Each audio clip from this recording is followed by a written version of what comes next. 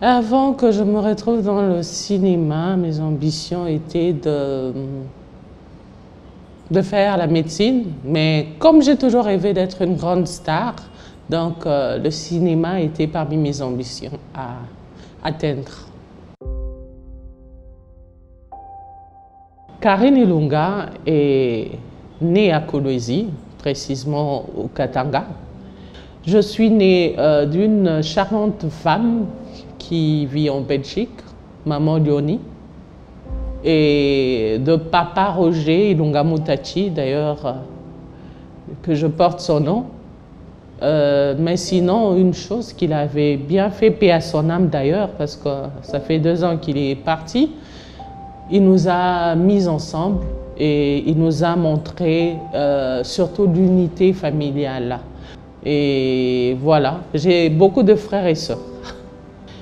Du fait que mon père était vraiment un préfet de discipline, hein, j'avais vraiment peur, mais je me disais c'est quelque chose que j'aime et j'aimerais vraiment évoluer là-dedans. Donc, bizarrement, il m'a vraiment soutenu là-dedans. Il était très fier de moi.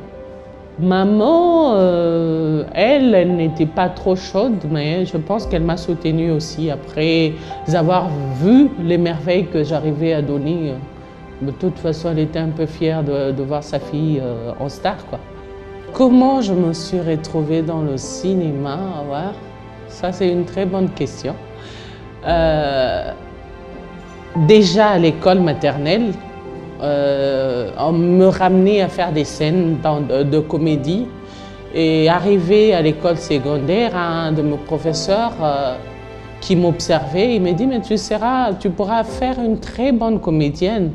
Après avoir fait des concours à l'école et ramener des prix pour mon école, je me suis dit pourquoi pas. Et quand je suis arrivée à Kinshasa, un jour j'ai suivi un film, je pense réalisé par Monsieur Elvis, paix à son âme, qui n'est plus. Et je me suis dit pourquoi ne pas me lancer là-dedans.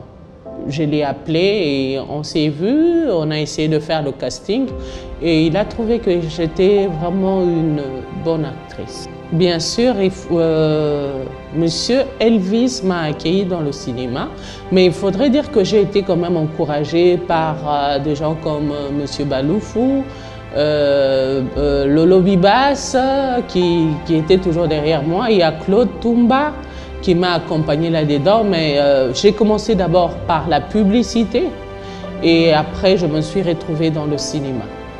Vous savez, quand vous jouez, plus vous jouez, plus vous oubliez. Il y a Molakissi où je jouais le rôle de la directrice méchante qui passe sur Visol. Il y a Coloré où j'étais une avocate et mère de famille déçue par son mari. Il y a Pascaline, où j'étais une femme naïve au foyer. Il y en a tellement trop. Il y a la F majuscule où je joue, donc le titre c'est Droit à l'éducation, où je joue le rôle d'une femme non instruite, mais qui finira par apprendre suite à l'escroquerie qui va se passer dans ses affaires. Donc il y en a tellement plusieurs que si je dois tout décrire, peut-être je peux oublier d'autres, voilà. Ce métier est un métier noble, mais qui doit se faire respecter. Parce que la plupart des gens, quand on leur dit « je suis cinéaste », la première des choses, les gens pensent qu'on s'expose pour avoir des hommes derrière nous.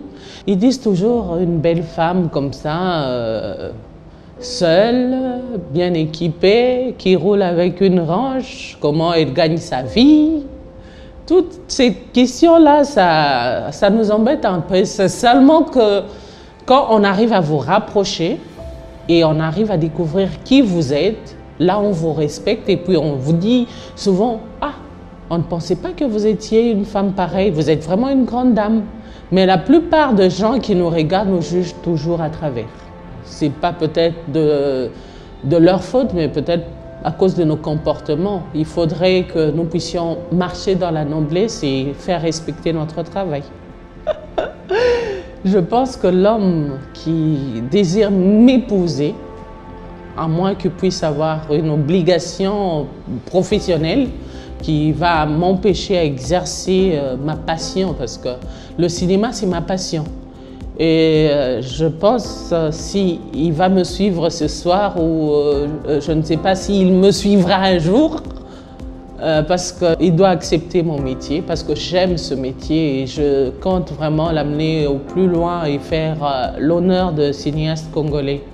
Alors, la réalité que nous vivons dans le cinéma qui me déplaît, c'est cette histoire-là d'égocentrisme entre nous, n'est pas vouloir accepter l'autre et surtout faire des concurrences entre nous au lieu de nous soutenir mutuellement pour qu'on avance. Et surtout, il faudrait dire que les cinéastes congolais sont mal payés. Plusieurs fois, j'ai participé dans le cinéma des Sungi parce que nous avons des difficultés d'avoir de producteurs. Et de fois, vous parlez du cinéma congolais, on vous dit est-ce que le cinéma congolais existe? Tout ça parce qu'on n'a pas de bons producteurs et le peu qui viennent, ils viennent escroquer encore les Congolais. Un cinéaste congolais ne peut pas vivre du cinéma. On est obligé toujours de nous battre de gauche à droite, traiter des affaires. Cependant, dans notre pays, un cinéaste n'a pas besoin d'aller travailler, d'aller trouver un autre métier pour travailler parce qu'il est déjà bien numéré, quoi. Ce que je donnerais comme conseil aux étoiles montantes, c'est surtout d'avoir la tête sur les épaules. Vous savez, se retrouver devant la caméra, souvent, si vous n'avez pas de maîtrise, vous pouvez perdre la tête. Quand vous êtes devant l'écran, vous êtes exposé. N'importe qui cherche à vous avoir et si vous n'arrivez pas vous-même à vous faire respecter et à vivre la grandeur de votre métier, alors vous allez toujours faire insulter les cinéastes en disant qu'une actrice a toujours été une prostituée. Cependant, je vous répète, être actrice ne veut pas dire se prostituer, mais c'est un métier comme tout le monde. Mais c'est à nous, chers collègues, de valoriser notre travail.